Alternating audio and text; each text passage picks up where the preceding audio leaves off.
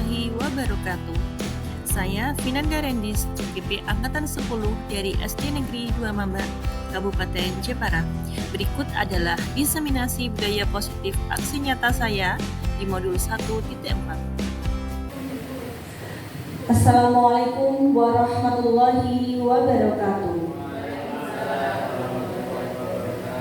Alhamdulillahirabbil alamin wa bihi nasta'in ala umuri dunya waddin wassalatu wassalamu ala asyrafil anbiya'i wal mursalin sayyidina wa maulana Muhammadin amma ba'd.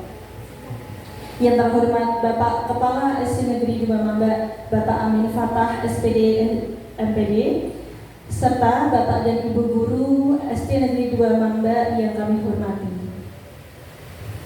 Syukur Alhamdulillah kita dapat berkumpul dalam acara diseminasi budaya positif CGP Angkatan 10 dalam keadaan sehat walafiat tiada kurang suatu apapun. Salawat serta salam marilah kita hantarkan kepada Nabi Muhammad SAW yang senantiasa kita nantikan syafaatnya besok di yaumul akhir.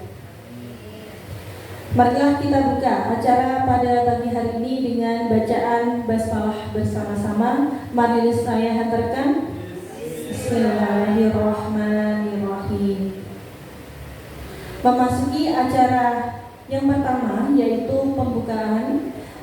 Untuk membuka acara pada pagi hari ini, saya persilahkan kepada beliau Bapak Amin Fatah SPD MPD selaku Kepala Sekolah SD Negeri 2 Mamba untuk membuka acara pada pagi hari ini. Kepada beliau kami persilahkan.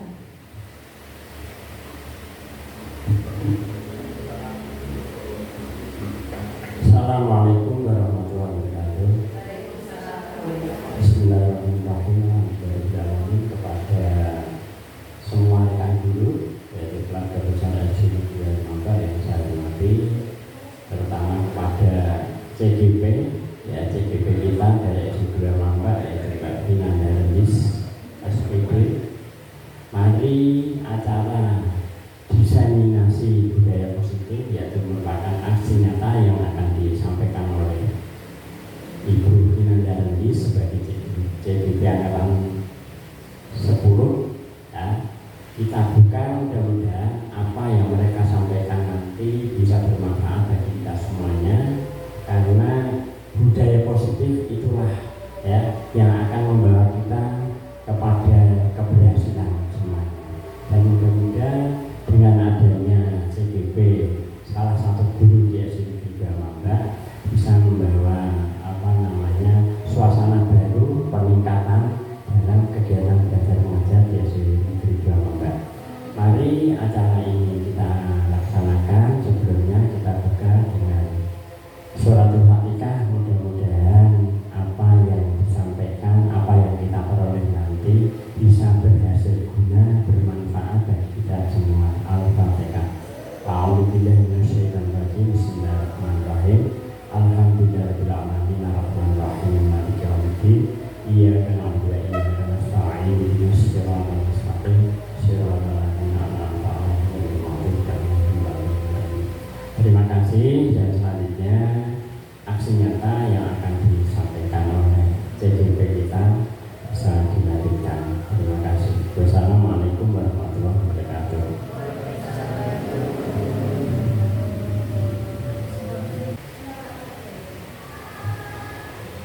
Memasuki acara yang selanjutnya yaitu aksi nyata diseminasi budaya positif.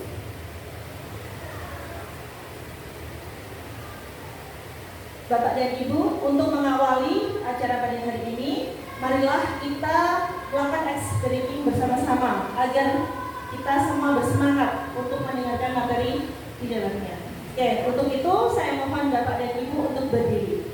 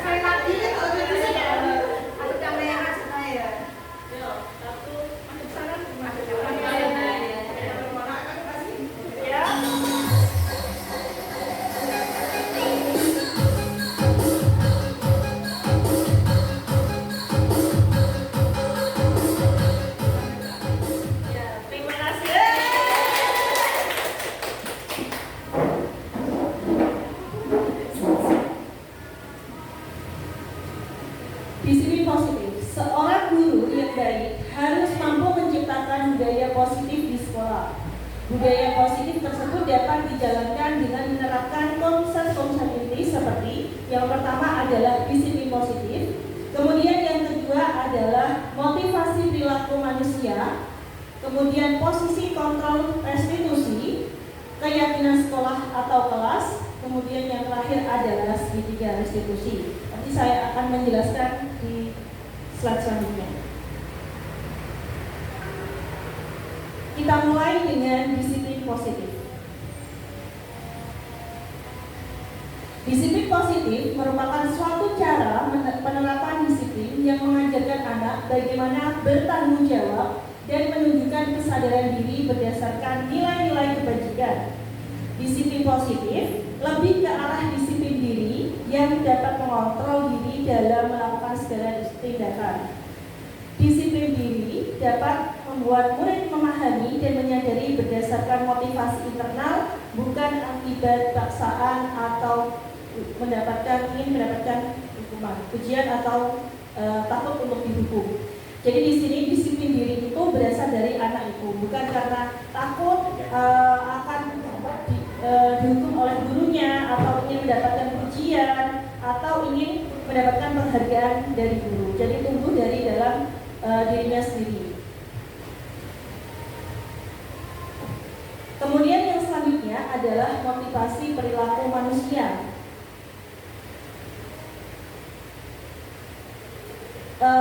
Saya ingin bertanya kepada Bapak dan Ibu, kira-kira motivasi Bapak dan Ibu ketika berangkat ke sekolah, maksudnya berangkat untuk mengajar, itu didasari oleh apa? Berangkat tepat waktunya didasari oleh apa? Boleh minta pendapat dari Ibu Nika? Terima kasih. Adapun motivasi saya dalam melaksanakan kegiatan setiap hari dari rumah, yaitu karena ingin membawa anak-anak kita jiwa raganya serta batiniahnya untuk bersama-sama memajukan bangsa dengan cara penerapan disiplin positif sudah tentu, tapi didasari dengan adanya kesadaran diri dari mereka. Demikian, terima kasih. Ya, terima kasih. Kemudian kita pendapat sekali lagi dari Ibu Nurkamna. Kira-kira ketika kita misalnya pergi kapan ya Bu? Misalnya kita rapat KKG atau yang lain sebagainya. Nah, kita kan berangkatnya tepat waktu, ya. Kira-kira kenapa? Alasannya apa Bu? Kalau kita berangkat itu tepat waktu, datangnya tepat waktu. Alasannya kalau kita pergi KKG harus tepat waktu, ya. Itu merupakan tanggung jawab kita secara pribadi pada kegiatan KKG yang sudah ada undangannya jam segini harus tepat sampai sana, seperti itu. Berarti sudah termasuk motivasi perilaku positif kita sendiri. Seperti itu Belanda. Terima kasih. Ya, berarti berangkat tepat waktu dari Ibu Nurkamna adalah tanggung jawab kepada dirinya, bukan untuk mendapat ujian dari teman, bukan apa yang lainnya. Jadi di sini motivasi perilaku manusia itu ada 3. Yang pertama adalah untuk menghindari ketidaknyamanan atau hukuman. Yang kedua untuk mendapatkan imbalan atau penghargaan dari orang lain. Dan yang ketiga adalah untuk menjadi orang yang mereka inginkan dan menghargai diri sendiri dengan nilai-nilai yang mereka percaya. Dari ketiganya ini, yang paling bagus tentu adalah yang ketiga, yaitu dari diri sendiri, untuk menghargai dirinya sendiri.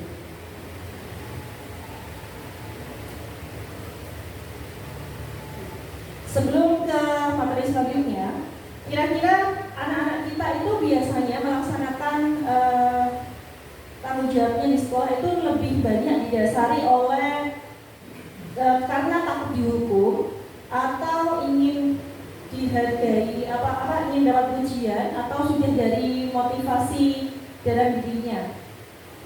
Bapak dan Ibu, minta pendapat dari Ibu Ani. Rata-rata murid kita di sekolah itu karena takut dihukum, ingin dipuji Bapak dan Ibu, atau sudah dari dirinya sendiri. Terima kasih atas kesempatannya.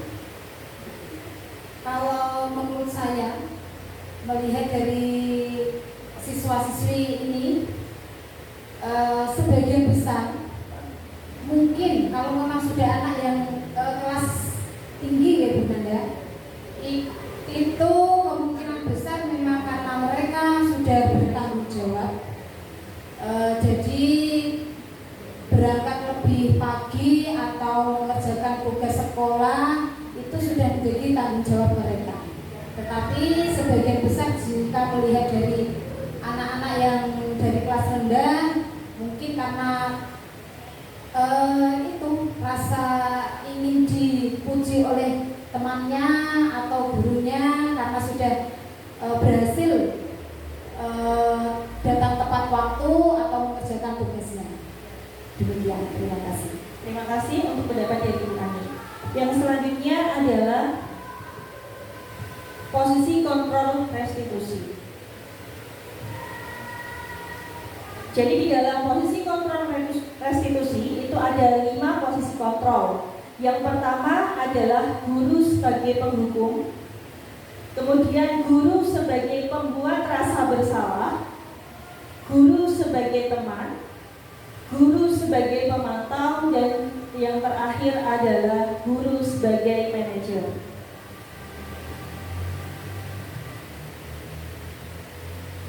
Berikut ilustrasinya.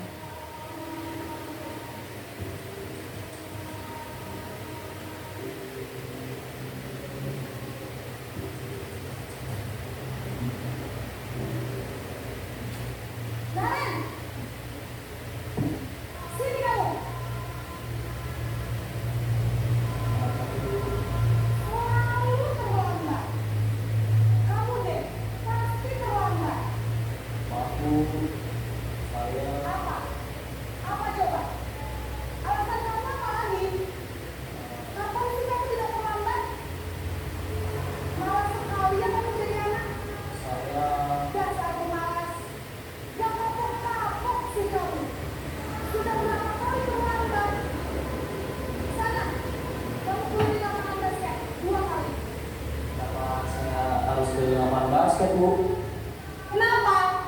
Kamu melawan ibu? Berani-beraninya jawab sudah terlambat, masih berani jawab pula. Sekarang keliling lapangan basket 5 kali sekalian, biar kapok. Cepat, pergi sana ke lapangan basket. Posisi penghukum biasanya berbicara dengan nada. Posisi penghukum ciri-cirinya adalah menghardik, menunjuk-nunjuk, berkaca pinggang, dan membentak pada anak. Kemudian hukumannya berupa verbal maupun fisik. Biasanya ketika misalnya anak telat, kemudian kita menghukumnya keliling lapangan, itu tidak ada korelasinya. Kemudian bisa berupa verbal maupun fisik. Tadi di dalam ilustrasi itu ibunya membentak-bentak dengan kata-kata kasar atau yang lainnya. Kemudian dampaknya itu bagi murid akan menjadi pendendam, tidak menyukai guru ataupun mata pelajaran tertentu.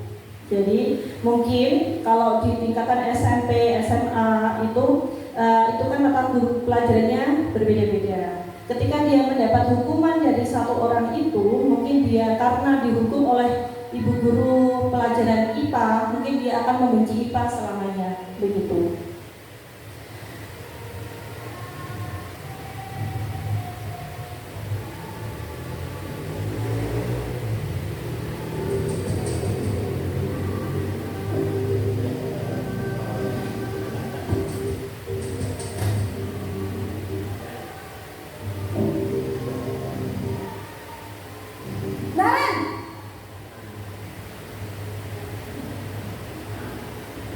Selamat pagi Bu.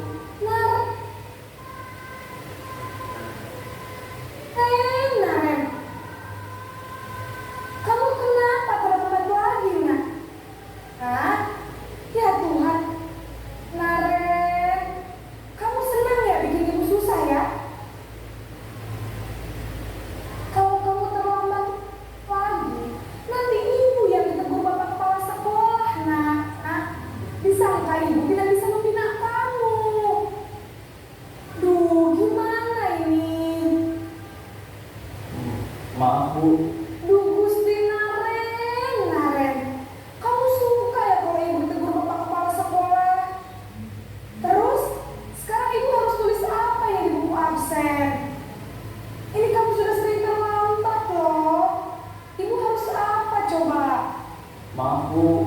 Maaf sekali. Ya sudah, lain kali jangan bikin ibu susah lagi anak ya. Ibu tidak akan kuat lagi kalau kamu begini terus. Bisa jantungan kalau ibu tegur bapak kepala sekolah. Sana cepat, kelas. Maaf ya Bu. Maaf sekali.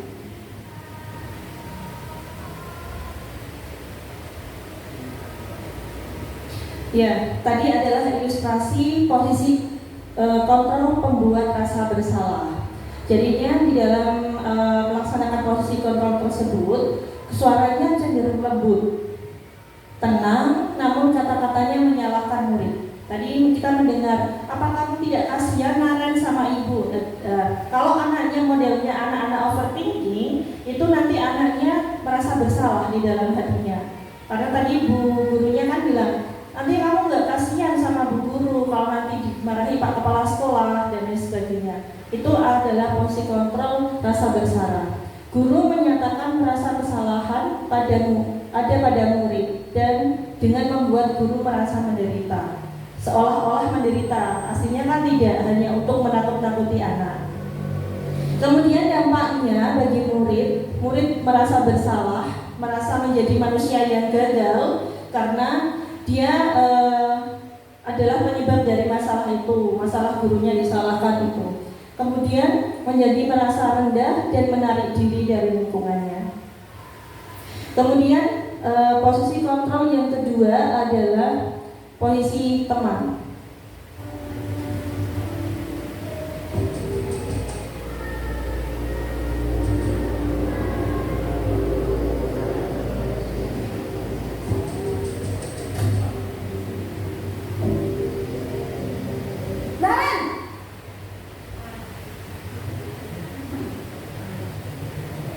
Selamat pagi Bu. Wah, sudah jam berapa ini nak? Terlambat lagi ya sayang. Iya Bu, habis ibu saya lupa bangunkan saya Bu. Kamu malah menyalahkan ibu kamu. Kamu bukannya anak yang larinya paling kencang. Kok terlambat sih? Iya Bu, saya memang terlambat bangun tadi. Jadi biarpun saya lari kencang, tetap gak kejar Bu. Ya sudah sana, nanti lain kali larinya lebih kencang lagi ya. Biar gak terlambat lagi. Bikin seneng ibu, demi ibu. Bisa kan? Bisa Bu. Ya sudah sana masuk kelas. Ibu beresin urusan absen kamu. Kamu ini ada-ada saja.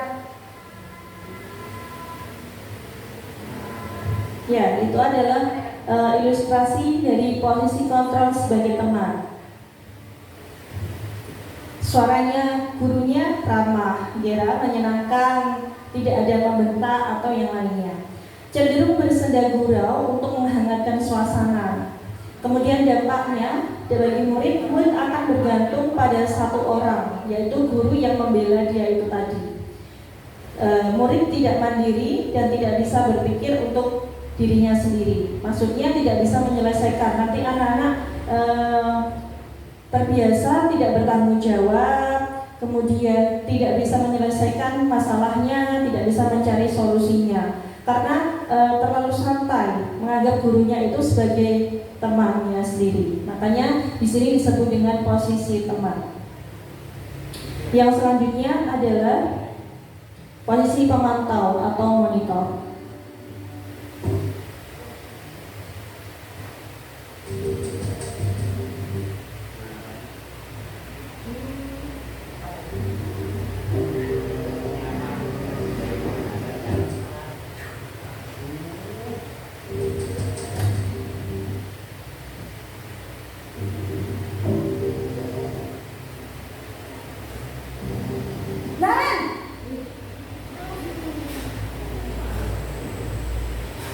Selamat pagi Bu. Naren, apa peraturan sekolah kita tentang jam berapa kita harus masuk sekolah, nak? Kita harus di sekolah jam 7 Bu. Iya betul, sekarang sudah jam 7.20. Naren sudah tahu konsekuensinya jika terlambat hadir. Paham Bu, saya harus tinggal kelas pas jam istirahat selama 20 menit. Iya benar, konsekuensinya demikian. Jadi nanti jam 9.30 pas istirahat, kamu harus tinggal di kelas, kerjakan tugas tambahan untuk ketertinggalan kamu, ya. Baik, Bu. Itu tadi adalah ilustrasi posisi kontrol sebagai pemantau. Jadi biasanya mengingatkan tentang peraturan sekolah, kemudian konsekuensinya seperti apa. Pos suaranya cenderung datar, tidak emosional, tidak bersenda gurau ataupun suara tinggi. Jadi biasa-biasa saja gurunya dalam mengingatkan. Senantiasa memantau pada saat diberikan sanksi, guru mengawasinya. Jadi ketika nanti diingatkan konsekuensinya apa, nanti gurunya mengawasi ketika anak itu melaksanakan hukumannya. Kemudian dampaknya bagi murid akan menghitung konsekuensi dan hadiah tanpa memahami nilai kebajikan yang dituju. Jadi anak hanya sekedar melaksanakan konsekuensi tersebut, tidak tahu makna nilai-nilai yang ada di dalamnya, tidak tahu cara menyelesaikan masalahnya sendiri juga. Kemudian posisi kontrol yang terakhir adalah posisi manajer.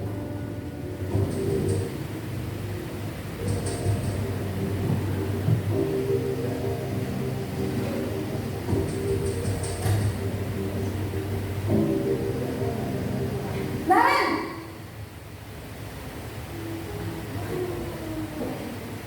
Selamat pagi, Bu. selamat pagi Naren. Maaf, Bu. Saya terlambat. Iya, sekolah masuknya jam 7, sekarang sudah jam 7.20. Jadi sekarang bagaimana nih Naren? Maaf, Bu. Saya lupa setel alarm saya semalam. Baiklah, menurut kamu, keyakinan sekolah yang mana yang perlu kamu tingkatkan? Menghargai diri sendiri dan orang lain mungkin ya, Bu. Setuju. Jadi, apakah Naren meyakini prinsip saling menghormati tersebut? Iya, Bu. Saya meyakininya. Apakah Naren bersedia memperbaiki masalah keterlambatan ini? Bersedia, Bu. Bagaimana kamu akan memperbaiki masalah keterlambatan ini?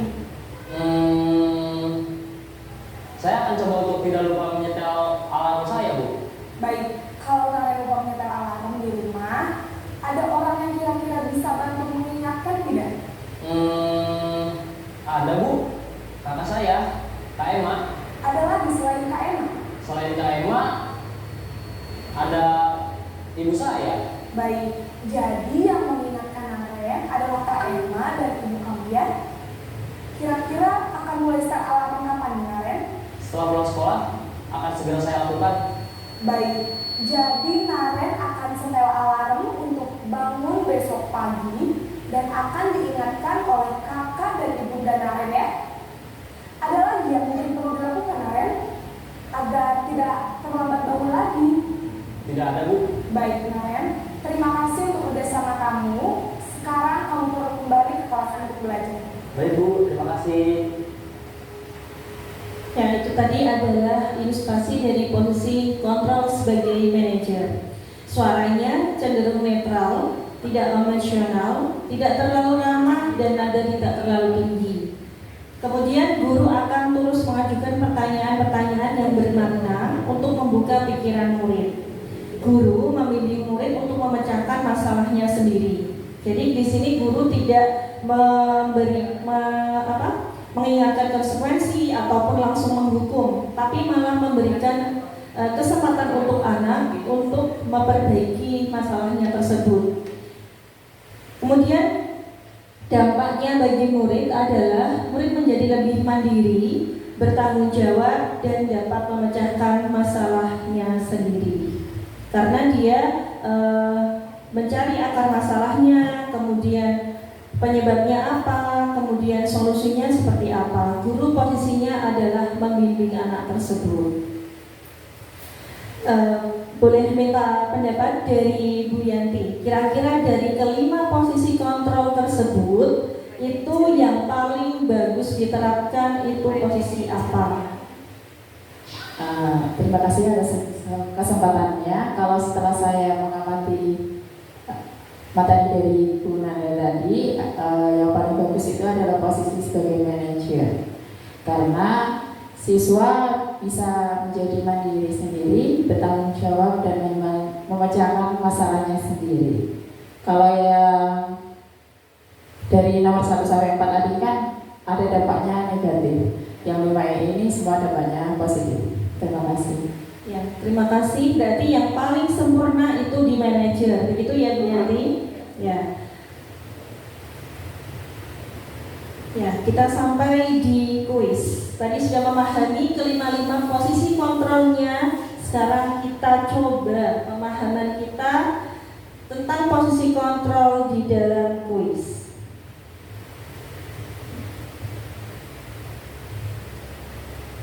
Ada 10 pertanyaan tentang posisi kontrol. Nanti boleh acak jawabnya dari apa? Dari Bapak dan Ibu. Muter mic-nya atau urut saja Bapak dan Ibu? Urut atau diajak jawabnya? Tidak usah takut salah, betul katanya Pak Hazan. Memberi kesempatan kepada yang menjawab.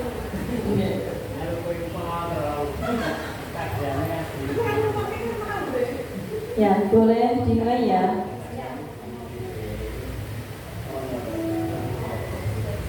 Monggo Bu Indah. Nanti saya yang ngetik dari sini Bu. Ibu sangat kecewa sekali dengan kamu. Itu kira-kira posisi kontrolnya sebagai apa?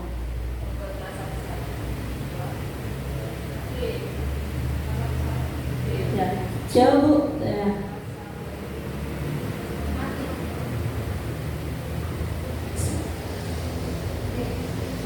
Sebagai rasa bersalah. Pembuat rasa bersalah. Ya, Membuat rasa bersalah. apakah betul? Ya, lanjut. Nanti nilainya kita berapa? Pak Udin, patuhi aturan saya atau awas? Penghukum. Penghukum. Oh ini tapi nggak kelihatan langsung ya. Tak ulangi di sini. Di model yang kelihatan langsung.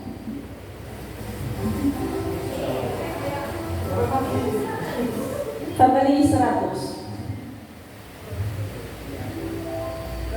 Tadi ya Bu Endang ya.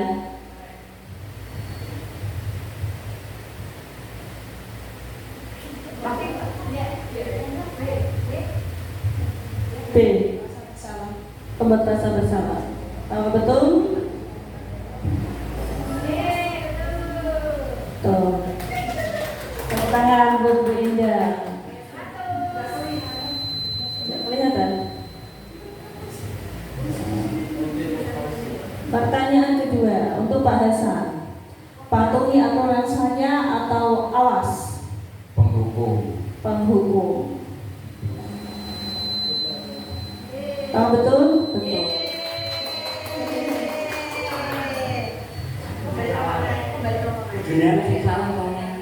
Jadi sesuai pemahaman mawar Pak.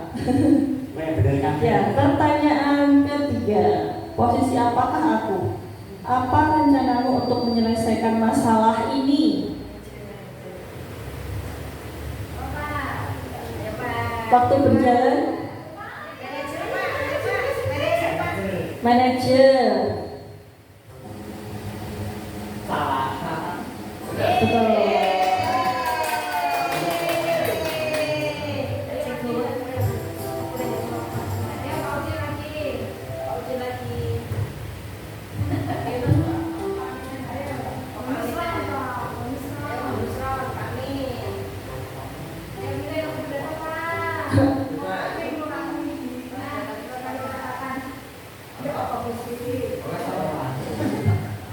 Pertanyaan keempat. Apa yang telah kamu lakukan? Apa yang telah kamu lakukan? Pemantau? Ya? Yakin?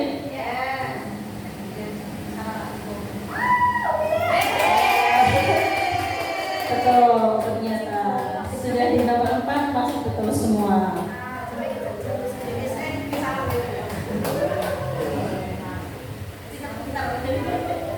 Ini siapa yang jawab Bu? Bagaimana langkah Bu Apa Pak Hasan? Manajer.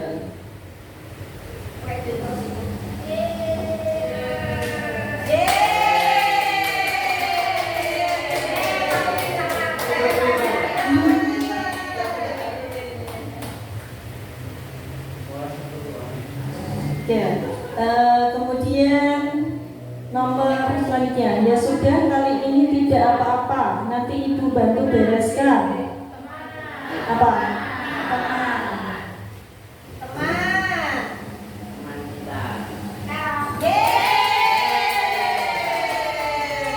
Betul sekali, sudah di nomor.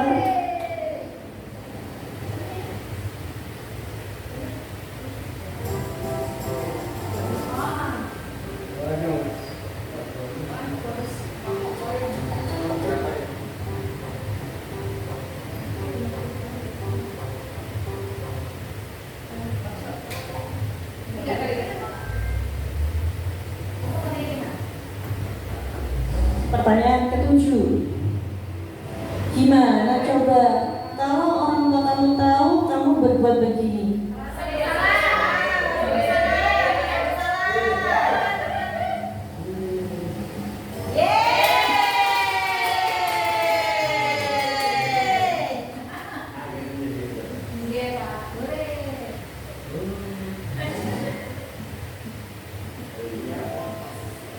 Ayo bantulah demi Bapak ya.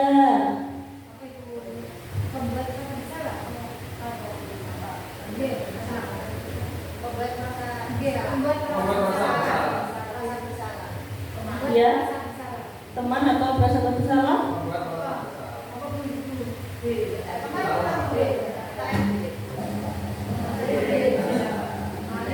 Salah. Yang benar adalah teman. Tadi kayaknya ada yang jawab teman sih tadi. Oh, selalu pasti selalu yang terakhir selesai.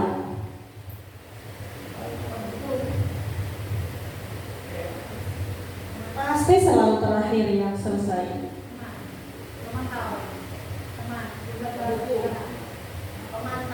Pemantau? Pemantau? Teman? Salah. Ya. Penunggu. Karena itu berbeda.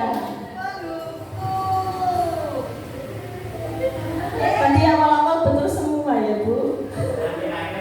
Ya, saya salah semua. Masih ada satu pertanyaan.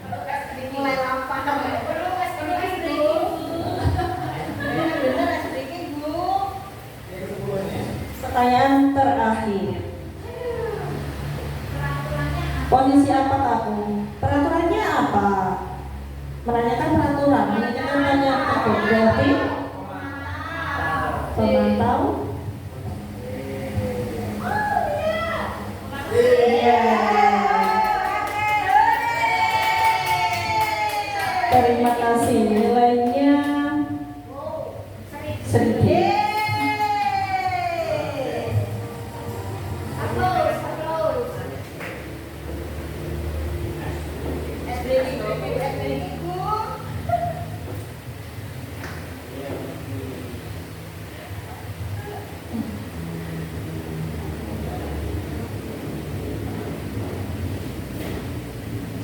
Kemudian kita melanjutkan ke materi yang selanjutnya, yaitu keyakinan sekolah atau kelas. Seperti yang kita ketahui ya Bapak dan Ibu, kalau sekarang itu tidak lagi memperlakukan tentang tata tertib atau peraturan kelas atau tertib sekolah, tetapi kita mengenalnya dengan keyakinan sekolah atau keyakinan kelas. Pasti di antara Bapak dan Ibu sudah ada yang menerapkannya di kelas masing-masing. Guru berperan dalam mewujudkan keyakinan sekolah atau kelas dengan adanya kesepakatan antara guru dan murid.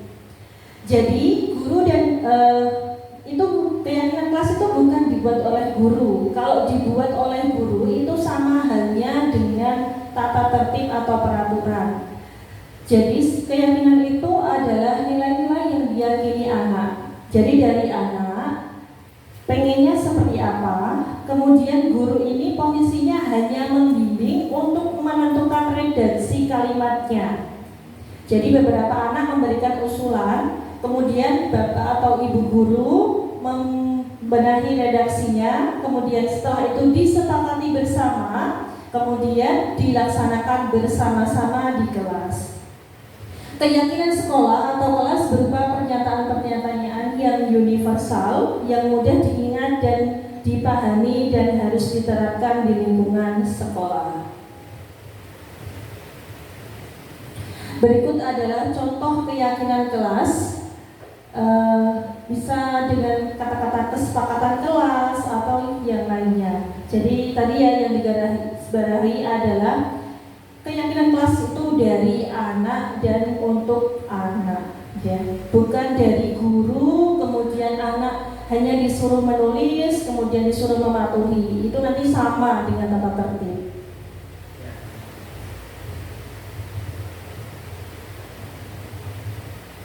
Yang selanjutnya adalah segitiga restitusi.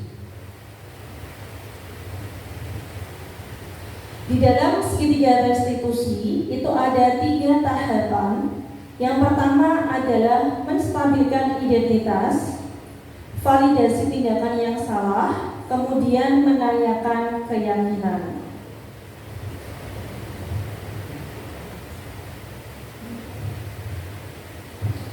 Menstabilkan identitas dilakukan berdasarkan prinsip bahwa membuat kesalahan adalah bagian dari proses pembelajaran yang nantinya akan menggeser identitas gagal ke arah identitas sukses. Kemudian validasi tindakan yang salah dilakukan berdasarkan prinsip bahwa setiap perilaku berusaha memenuhi suatu kebutuhan tertentu, sehingga guru maupun orang tua bergeser dari pemikiran stimulus respon menjadi proaktif serta akan lebih mengenali dan mengakui kebutuhan murid atau anak. Kemudian yang selanjutnya adalah menanyakan keyakinan. Dilakukan dengan memberikan pertanyaan-pertanyaan yang bermakna kepada murid atau anak untuk memunculkan motivasi intrinsik sehingga mampu mengaitkan keyakinannya dengan tindakan yang salah. Jadi sebagai contoh, tadi pada ilustrasi yang posisi kontrol guru sebagai manajer, itu pertama kali adalah guru menanyakan memanggil Daren. Terus kemudian dia tidak langsung menyalahkan, menanyakan dulu, Daren seharusnya itu sekolahan itu masuknya jam berapa, kemudian dari sekarang jam berapa. Kemudian yang validasi tindakan, contohnya itu menanyakan ke Daren, Daren menurut kamu kalau kamu sekolah ini masuknya jam segini, terus kamu masuknya sekarang jam segini itu perbuatan yang salah atau kurang tepat atau sudah betul. Itu namanya validasi tindakan. Kemudian yang selanjutnya adalah menanyakan keyakinan. Itu menanyakan lagi kepada anak, sekolah kita atau kelas kita itu punya keyakinan apa sih Daren? Seperti itu. Keyakinannya misalnya harus menghargai guru. Kalau tidak berangkatnya tepat waktu itu termasuk tidak menghargai guru. Jadi menanyakan kembali keyakinan yang telah disepakati itu tadi, agar anak itu tahu kalau dia itu sudah mengingkari keyakinannya itu. Ya, ini ada contoh penerapan restitusi yang kemarin sudah saya coba simulasikan dengan anak.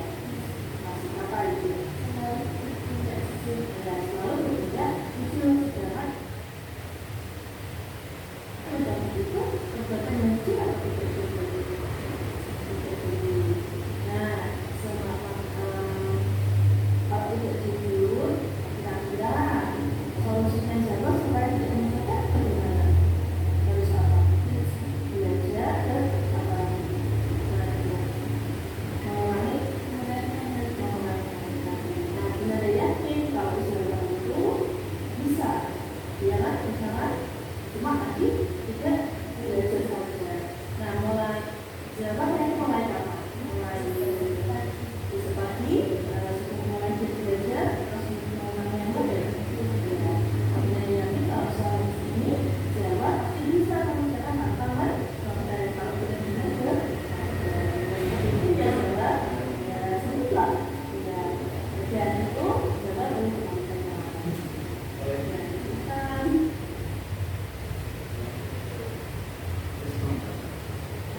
Kemudian ini ada contoh penerapan lagi kasus kedua, yaitu Az-Zahra telah berangkat sekolah.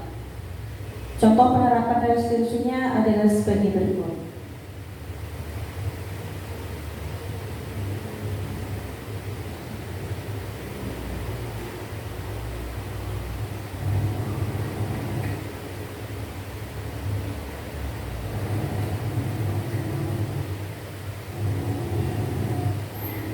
Selamat siang saudara.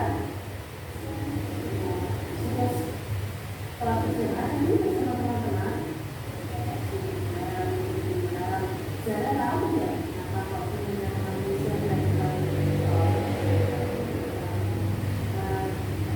Ini saudara jawab sekolah jam berapa? Jam 7 sekolah kita masuk jam berapa?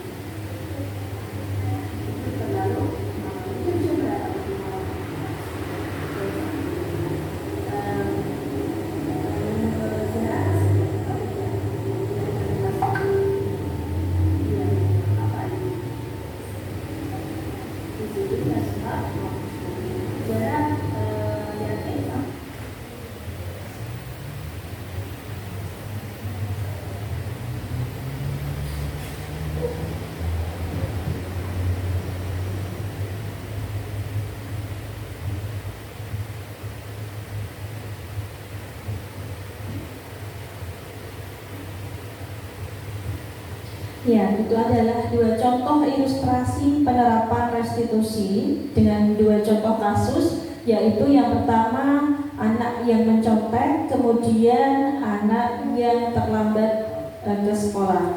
Jadi prosesnya itu namanya penerapan restitusi, tetapi tahapannya adalah restitusi. Kemudian kita menggunakannya yang sering dipakai adalah posisi kontrol sebagai manajer. Kemudian saya memasuki ini yang selanjutnya adalah refleksi. Saya meminta pendapat dari Bapak Ibu atau kita berefleksi bersama. Kira-kira dari kelima posisi kontrol itu yang sering Bapak dan Ibu laksanakan itu posisi kontrol apa? Kemudian apakah sudah pernah melaksanakan proses restitusi tersebut? Mungkin saya meminta pendapat dari Pak Hasan tentang hal itu. Kepada Pak Hasan dipersilakan untuk berefleksi.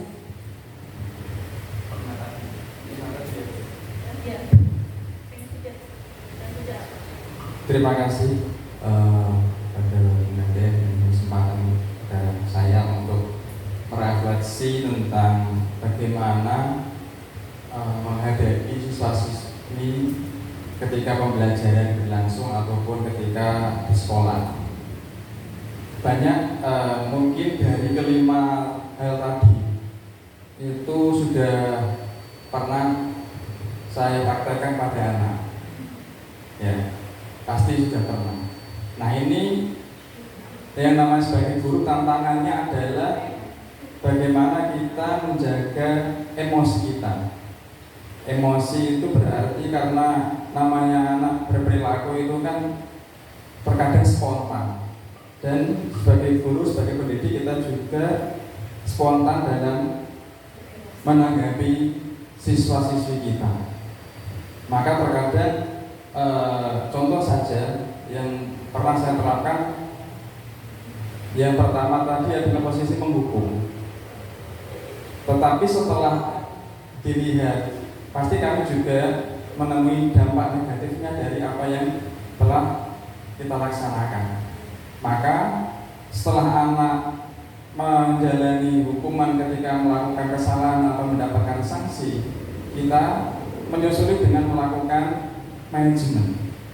Jadi anak itu ibaratnya kita mencegah supaya tidak menjadi pendendam. Istilahnya Jawanya tidak direk-rek.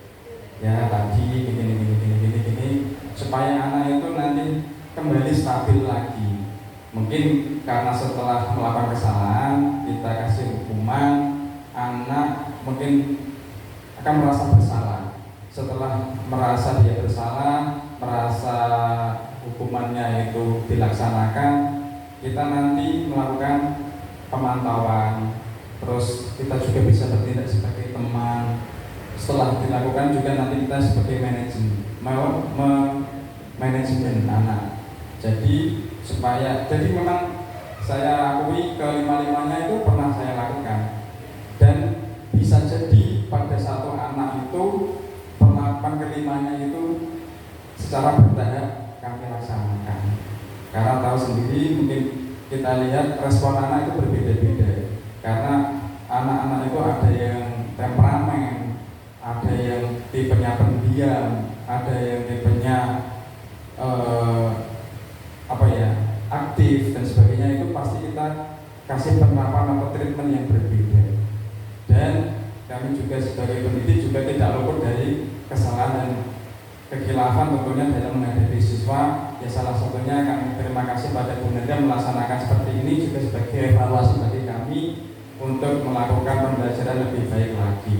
Makanya kita juga diskusi dengan ibu guru dan bapak ibu guru yang lain ketika menghadapi kendala yang dialami oleh siswa. Terima kasih. Terima kasih untuk refleksi yang telah disampaikan oleh Pak Hasan, yaitu beliau sudah menerapkan kelima-limanya, tetapi kita menyesuaikan dengan karakteristik anak, kemudian situasinya. Tetapi setiap hal itu mempunyai efek samping terhadap akibat dari kontrol itu tadi.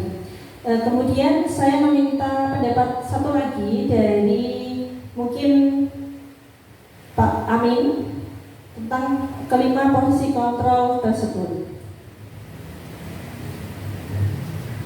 Terima kasih untuk tampilan tadi yang sudah ditayangkan.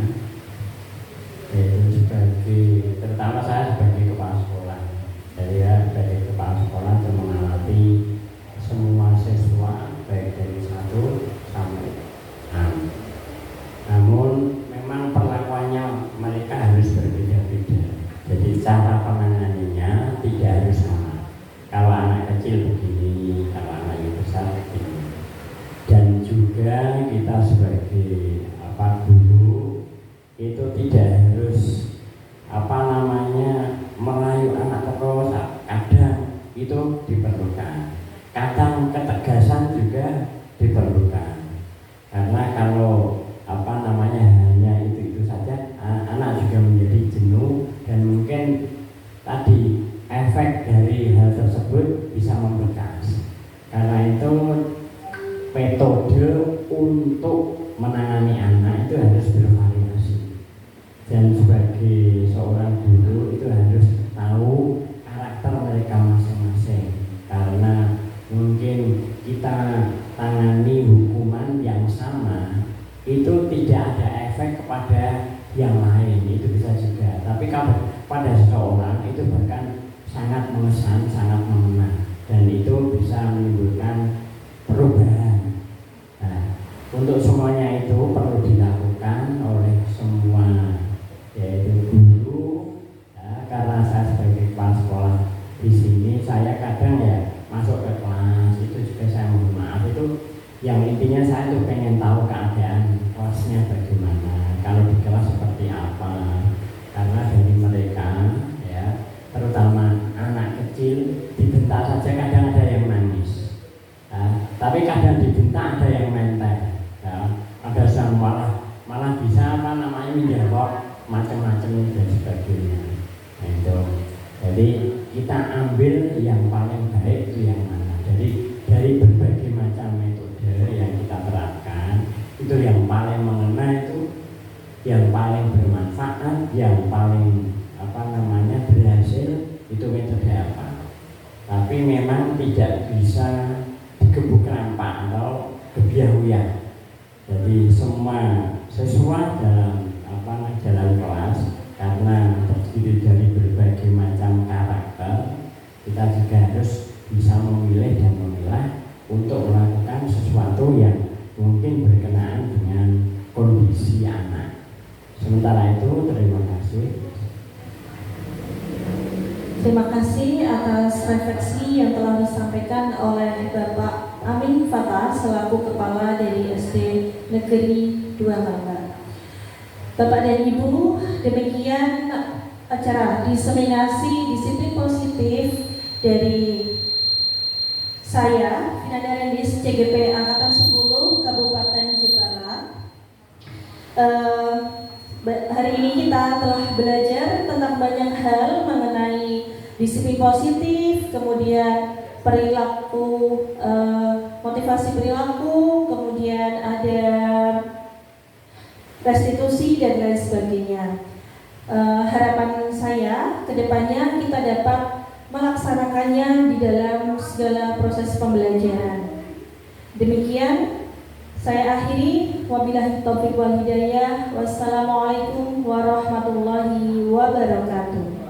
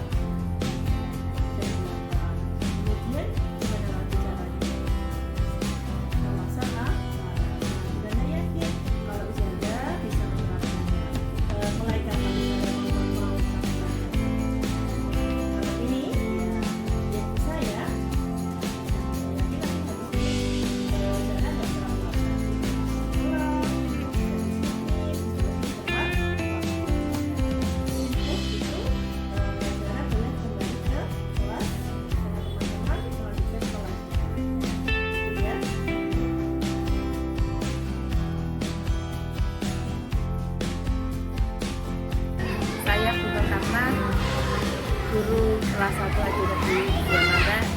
Saya senang setiap pagi di SD Negeri 2 Mamba ada pembiasaan Aulisna, berdoa bersama. Habis itu dilanjutkan menyanyikan lagu nasional. Setelah itu anak-anak bersama dengan Bapak Ibu guru dilanjutkan masuk ke kelas masing-masing. Semoga dengan pembiasaan tersebut bisa menjadikan Gunanda memberikan kemudahan lulus CTP tahun ini. Terima kasih. Wassalamualaikum warahmatullahi wabarakatuh. Assalamualaikum warahmatullahi wabarakatuh. Nama saya Ataya. Saya senang karena setiap pagi saya berdoa Al-Quran dan bernyanyi lagu nasional bersama teman-teman. Terima kasih. Wassalamualaikum warahmatullahi wabarakatuh. Nama saya Zawa. Saya senang belajar dan memecahkan masalah saya sendiri. Terima kasih. Wassalamualaikum warahmatullahi wabarakatuh. Assalamualaikum warahmatullahi wabarakatuh.